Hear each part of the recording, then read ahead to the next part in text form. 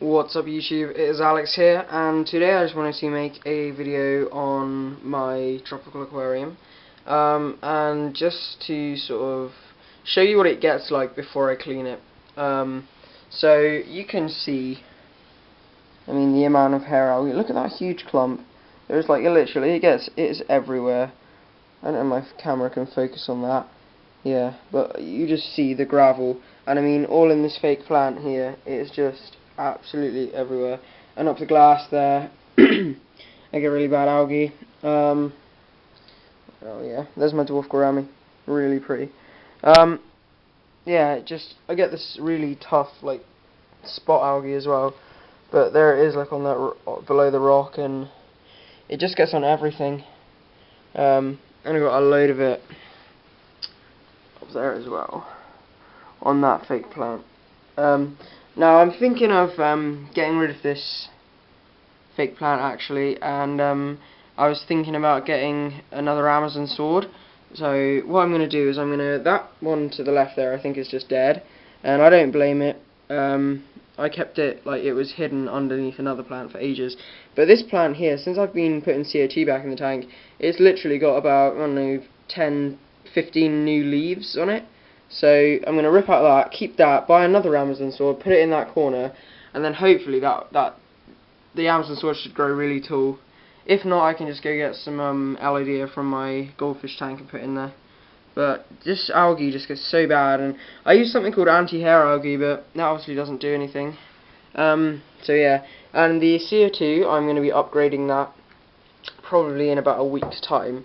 This is the CO2 I have at the moment. It's just a disposable canister, so you literally just press the top down like that, and then CO2 goes in there like that.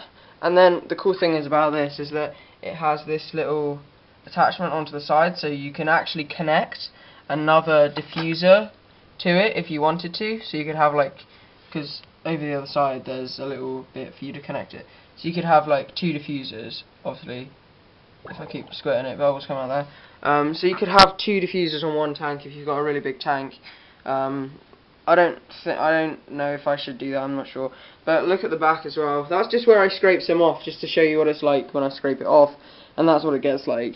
So yeah, I think with injecting CO2, it makes it sort of helps the problem, because I haven't done a water change on this tank in about 2.5 weeks, which is a long time. I know I need to be doing a hell of a lot more water changes, which is probably why my nutrient level is getting really bad, because this tank is quite stocked.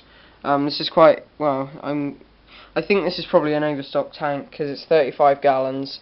So I'm probably going to say this is an overstock tank. So I probably should be doing water changes about once a week on it, but I'm not. So I'm busy. The goldfish tank actually, which I'll show you in this update as well, I haven't done a water change on in about 2 months. And everybody's just going to be like, what, are you insane? And I'm just going to be like, But as you can see, a bit of algae has started to develop on that rock there. And I've got a bit down on this glass here, and quite a bit on the back. And a little bit on the side here, but it's literally just algae that's easily cleaned off. And I tested my nitrates yesterday, and they're at about 65 ppm, which is great. These plants here are just insanely good plants. They just eat nitrates. They just eat them. They eat them up. If you have a nitrate problem, I really suggest getting these plants here. I tested the nitrate over in my tropical tank, and that was at about 60 as well. And goldfish and loaches don't really mind a high nitrate level. They could probably go up to about 100. I know goldfish can go to a lot higher than that, but my loaches couldn't without being stressed or sick, whereas tropical fish tend to be a lot more nitrate sensitive, so they'll get sort of fin rot or bacterial infections like that if their pH is too high, and they'll get nitrates, not pH. If their nitrates is too high, and they'll get stressed out quite easily, whereas coldwater fish, it's not such a bad problem. So I haven't even cleaned this filter in about 4 months, and it's still putting out a really nice flow. I haven't changed the carbon in it in ages as well, but I haven't felt the need to. The tank doesn't smell, the water hasn't gone yellow. In here the water's starting to go slightly yellow, so I'm going to change the carbon out on this one as well. because I'm going to do that one in a couple of weeks. So yeah, this over here, which someone said it was hairgrass, but the normal version, like dwarf hairgrass, is obviously a foreground plant. So someone said this was hairgrass. I don't know if it's jungle val or hairgrass or what it is really, but it's doing good. It's getting a lot of roots. It's getting some new growths at the bottom. Some bits are dying around the outsides, but you know, it's getting some new growths on it. This here, which I'm still not sure what it is, somebody said it was some kind of Liguigia, but well, from what I've seen of Liguigia, this doesn't look at all like it. I've got to say, this is doing really well as well, especially the plant on the right. My fish are really hogging the camera, especially the plant on the right, because that one has had so much new growth on it, and you just see like tons of new shoots every day, so it's really good. This one on the left has also got a few new shoots on it, especially at the top as well. So yeah, plants are doing good. This Anubias, the growth is still amazing on that one. I got some new leaves at the back from underneath as well, so that's doing good. Fish are doing well. Just had a swordtail give birth today, but I've got these sponges over my intake, so the babies can hide, or they get eaten basically. I'm not cruel, but to be fair with you, when I've got 3 females, I'm not going to be looking after babies in a separate tank. I did it for a while. There's one, there's one, there's one I did ages ago. I did it for a while, I saved babies, but then it's just so much hassle having a breeder box up there, which is basically like an algae farm. And it's great. It's not too great having another tank like the tanks I have down there either, because it just means I have more work to do, and with school and exams and my work, I have a job and everything I need to do. It's sort of, I don't have the time, and I wish I did, because I don't want to let my tanks get like this. I want to clean them out and everything. I want to get all the algae off, but when you've just got so much to do, it's hard to find the time to do it. So yeah.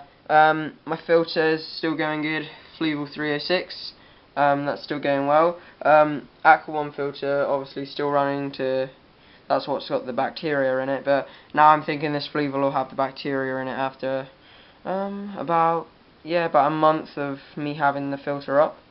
So yeah, oh, for any of you watching my previous update, I did have two of these dwarf gouramis. But unfortunately, I came back from school about 3 days ago, and one was dead.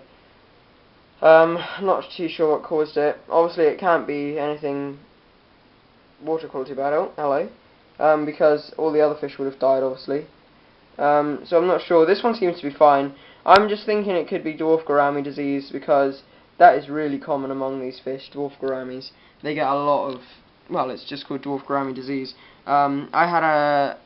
This is a red robin gourami, or flame gourami, I think they're called. I'm not sure. That's what they called at the shop.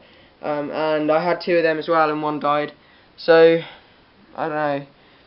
It's just the disease they get, I think. But oh well. Now I've got one of these and one of them, so not too bad. Yeah, I'm getting rid of this male pretty soon as well, and I think I'm gonna get rid of that red female as well, or red cherry female, because she is quite aggressive towards the other females, and people are saying, oh, I've never heard swordtails being aggressive. Well, sometimes they can do, especially males. When I had 2 males in this tank, that was before I started making videos, this guy was wasn't the dominant male, and he was literally just being chased behind plants, and he couldn't even move, basically. The other male just wanted him dead, basically. So I got rid of the other male, and I thought, oh, maybe he'll come down. But then he started being aggressive to the females. I mean, he chases the red one back there a lot, but he tends to leave the other 2 alone. So I don't know what it is. Really, not sure. So yeah, I'm going to be getting rid of him, and that way I won't be having any more fry for a while. Obviously I'll have fry about 2 months after I get rid of him, because female swordtails have the ability to store the sperm from the males, so they'll actually store it and then use it up to make more fry, which is a bit of a pain in the ass really, but never mind. Yeah, so this is just a little tank update. Everything's going good, algae's going bad, everything's going good over here. Going to do a big water change on this tank very soon, and that tank, and clean it, and the moss balls floated away, and I'll try and get a shot of the snail in here, just common snail. I'm not too sure where he's gone. I'll have a look. There he is. He's up there. He never gets out of the tank. Sometimes he goes above the water, but he never gets out of the tank, so. But yeah, he's doing good. There's one of my loaches. It's my female loach. Sorry, camera quality is really bad. As I said, I'm getting a flip camera for Christmas. And then my male loach is over here. I think they're just so adorable, to be honest. Really cute. Male. Goldfish, doing good. These are pretty good big goldfish. I mean, there's my hand. Can't really see. But this tank is a 3.5 foot tank, and they're pretty big. I mean, oh, come forward. Anyway, they're about, I don't know, 5 inches long. They're fairly large. So yeah. Thank you very much for watching. Could you please subscribe and like this video? And yeah, could you also check out some other good YouTubers like the Rossi Boy, My Fish Care 101. Yeah, have a look. Actually, I saw somebody the other day that I'll show you their YouTube. Don't know where it is. Oh yeah, Peter Pan Pipes. So this is her YouTube. She makes really good videos. She's only got 10 uploads at the moment, but she's just got a new Aqua One 620T tank. So check out her YouTube. Yeah. Alright, thank you very much for watching.